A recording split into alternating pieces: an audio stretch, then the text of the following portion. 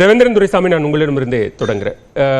இப்போது இருக்கக்கூடிய அரசியல் சூழல் இன்னும் நமக்கு எதுவும் ஒரு கிளியர் பிக்சர் கிடைக்கல அப்படிங்கிற ஒரு சூழல்ல பிரதமரனுடைய தமிழ்நாடு வருகை என்பதும் அவர் சந்திக்க போகிற தலைவர்களினுடைய சந்திப்பு என்பதும் ஏதாவது ஒரு தீர்வு, ஒரு சொல்யூஷனை கொடுக்கும் அப்படின்னு எதிர்பார்க்கலாம். அண்ணாமலையோட பேட்டி ஒரு ரெண்டு விதமாகவும் இன்டர்பிரட் பண்ணக்கூடிய அளவில் தான் இருக்குது. போட்டியில் நான் இல்லை, அப்போ போட்டியின்றி தலைவராக தேர்ந்தெடுக்கப்படலாம். தலைவர் தேர்வு முடிஞ்சதும் நான் பேட்டி கொடுப்பேன், அப்போ தான் தலைவருங்கிறதையும் அவர் சொல்கிற மாதிரியும் இருக்குது. தொண்டனாக இருக்க தயாருங்கிறதையும் சொல்கிறாரு.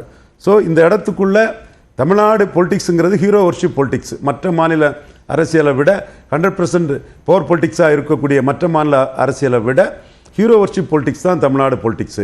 திராவிட இயக்கங்கள் பெருந்தலைவர் காமராஜருக்கு ஒரு பெரிய ஹீரோ வர்ஷிப் கொடுத்தாங்க. காங்கிரஸ்காரங்களை விட அந்த ஹீரோ வர்ஷிப்பை கொடுத்தது திராவிட இயக்கங்கள் தான். பேரறிஞர் அண்ணா பெருந்தகை அமாங் ஈக்குவல் மோர் ஈக்குவலாட்டு திராவிட இயக்கங்கள் கொடுத்தாங்க. ஜெயலலிதா அம்மையார், புரட்சி தலைவி ஜெயலலிதா அம்மையார், புரட்சி தலைவர் மக்கள் தலைவர் எம்ஜிஆர், முத்தமிழறிஞர் கலைஞர் எல்லாமே ஹீரோ வர்ஷிப்பில் வந்தவங்க தான். ஸ்டாலினுக்கும் அந்த ஹீரோ வர்ஷிப் தொடருது. தானும் அந்த ஹீரோ வர்ஷிப்பை எடுக்கிறதுக்கு அத்திக்கடவு அவினாசி இதில் எடப்பாடி பழனிசாமி முயற்சி பண்ணார். எனிவே இங்க பாஜக வளர்ச்சிக்கு அண்ணாமலை ஒரு ஹீரோவா காட்டினதுதான் அந்த வளர்ச்சிக்கு நீங்க அந்த நிகழ்வு குறிப்பிட்டதுனால சொல்ற அந்த நிகழ்வு தான் இன்னொரு ரெபலை உருவாக்கக்கூடிய ஒரு நிகழ்வாகவும் இருந்தது.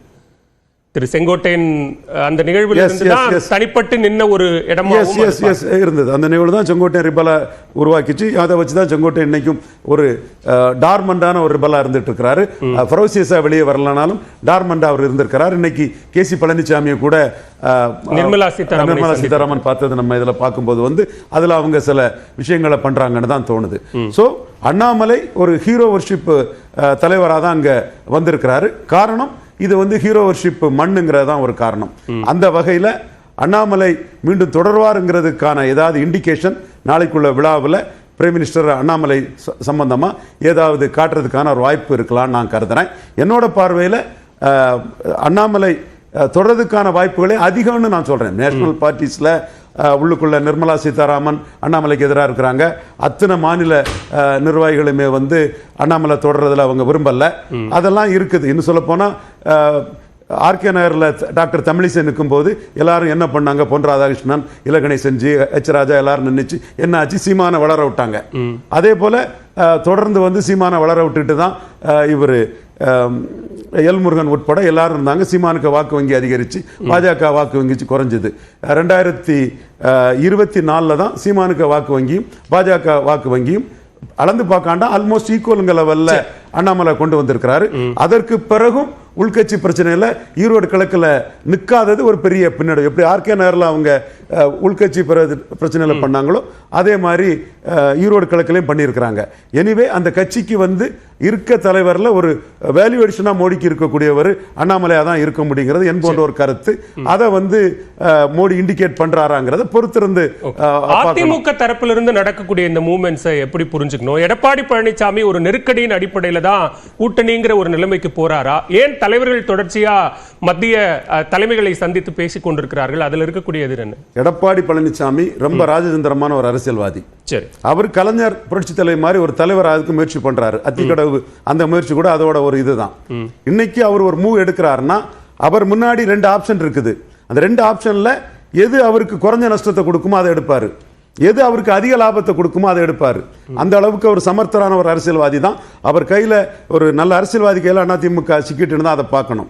அந்த வகையில் அவர் அமித்ஷாவை பார்க்க போறாருன்னா ஒரு கல்ல 4 மாங்காயை அடிக்கிறாரு.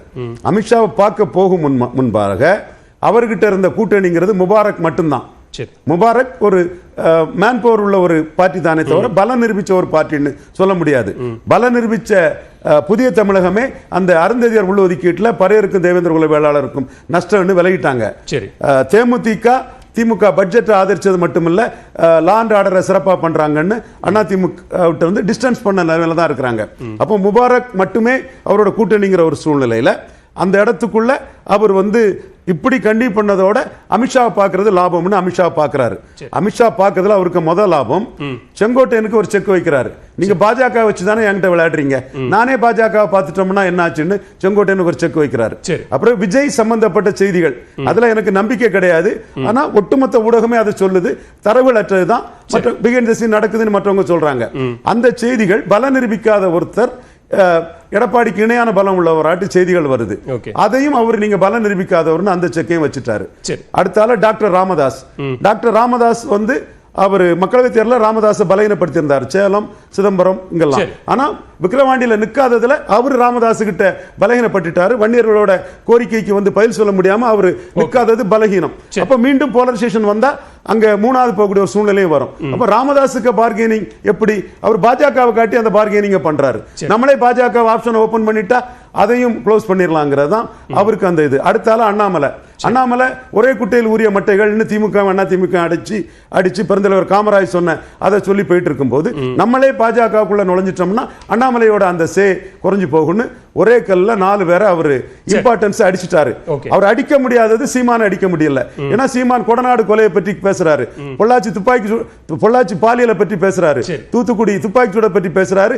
ஏன் ஸ்டாலின் அண்ணா திமுக ஊழல் அமைச்சர்களை கைது பண்ணலன்னு, திமுக வேண்டாம் அண்ணா திமுக வேண்டாம்னு திமுக சேர்த்து அடிச்சு பேசுறாரு. இவருக்கு கூட்டணிக்காக அவர் ஒண்ணு இது பண்ணல.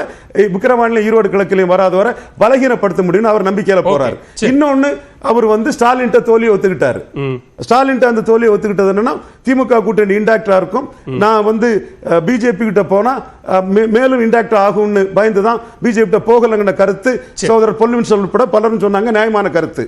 அதுல அவர் வந்து இவங்க வெற்றி கொடுக்குது, ஸ்டாலின் கொடுக்கிறது எம்எல்ஏ போஸ்ட் எம்பி போஸ்ட்னு வரமாட்டாங்கன்னு புரிஞ்சுக்கிட்டாரு. சோ இந்த 2 பேரை தவிர கூட்டணியை நோக்கி அவர்கிட்ட வரக்கூடிய கொடநாடு கொலையை பற்றி பேசாத 4 பேரோட இம்பார்ட்டன்ஸை அவர் அடிச்சிட்டாரு. சோ பிஜேபி ஆப்ஷனை தான் ஓபன் பண்ணிருக்காரே தவிர பிஜேபி அலையன்ஸ் அவர் ஒன்னும் சீல் பண்ணல. சோ அவர் சமர்த்தர், தெளிவான அரசியல்வாதிங்கிறது தெரியும். அது ரொம்ப அலட்டாக டீல் பண்ண முடியும். முதற்கட்ட கருத்தை எடுத்துக்கிறேன், பேசலாம். திரு பொன்ராஜ், இப்போது இருக்கக்கூடிய அரசியல் சூழல்ல பிரதமரினுடைய தமிழ்நாடு வருகை என்பது இங்க இருக்கக்கூடிய அதிமுக பாஜக கூட்டணி விவகாரங்கள், மிக குறிப்பா அந்த கூட்டணி விவகாரங்கள்ல ஒரு உள் விவகாரமாக இருக்கக்கூடிய தமிழ்நாடு பாஜக மாநில தலைவர் மாற்றம் தொடர்பான விஷயங்கள், இது எல்லாத்துக்கும் தீர்வு கிடைக்குமா அப்படிங்கிற ஒரு கேள்வி எழுந்திருக்கிறது. தமிழ்நாடுக்கு நாளைக்கு வரக்கூடிய பிரதமர் பாம்பன் பாலத்தை திறந்து வைக்க வருகிறார். அவர் சந்தித்த அந்த நிகழ்ச்சியெல்லாம் முடித்துவிட்டு 15 நிமிடங்கள் தான் பிரமுகர்களை, அரசியல் பிரமுகர்களை சந்திப்பதற்கு நேரம் ஒதுக்கப்பட்டிருக்கிறதாக தகவல் வெளிவந்திருக்கிறது. 15 நிமிஷத்துல எத்தனை கூட்டணியை முடிவு பண்ணுவாரு, எத்தனை பிரச்சனையை வர்த்திப்பாரு, எல்லாருக்கும் பார்ப்பாரு, மாலையை போடுவாரு, கை கொடுக்குவாரு, தோல்ல தட்டி கொடுப்பாரு. இது வச்சுக்கிட்டு நம்மளா புலகாங்கிதம் அடைந்து கொள்ள வேண்டியதான், என்னையத்தான் அவர் ஆதரித்திருக்கிறார் என்றெல்லாம். அதாவதுங்க, BJP is BJP, there is no difference. எதுவுமே இல்ல அப்படின்னு சொல்ற இடத்துல ஒரு சந்திப்பு நடந்தால் அதுவும் சிக்னிபிகன்ஸ் தானே. சந்திப்பு நடந்து சந்திப்புக்காக காத்து கொண்டிருக்கக்கூடியவராக எடப்பாடி இருந்தால், எடப்பாடி டிமாண்ட் பண்ணக்கூடிய நிலையிலிருந்து கெஞ்சக்கூடிய நிலைக்கு சென்று விட்டார் என்றுதான் அர்த்தம். அப்ப நீங்க போய் சந்திப்பதற்காக காத்து கொண்டிருக்கிறீர்கள் என்று சொன்னால்